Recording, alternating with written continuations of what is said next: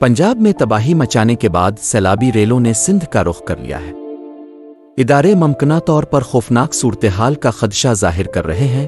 कोटरी barrage पर सैलाबी पानी की आमद शुरू हो चुकी है और मुमकिना तौर पर हैदराबाद जिला के कच्चे के इलाके खतरे में है। मुमकिना तौर पर डिप्टी कमिश्नर ज़ैन अलाब्दीन मेमन ने हज़ारों अफराद के मुतासिर होने का खदशा जाहिर कर दिया है।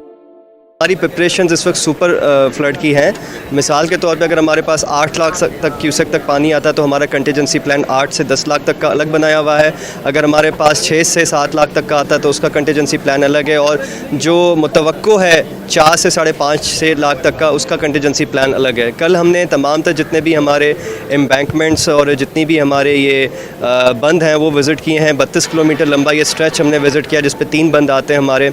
तो गलियों बंद से लेके जामशोरो बंद और गिद्दू फ्रंट बंद हमने सारे विज़िट किए हैं। इस पे हमारे पास तकरीबन 7 यूनियन काउंसिल्स, 28 गांव और तकरीबन 14,000 की जो पॉपुलेशन है वो इस वक्त इंडेंजर्ड है।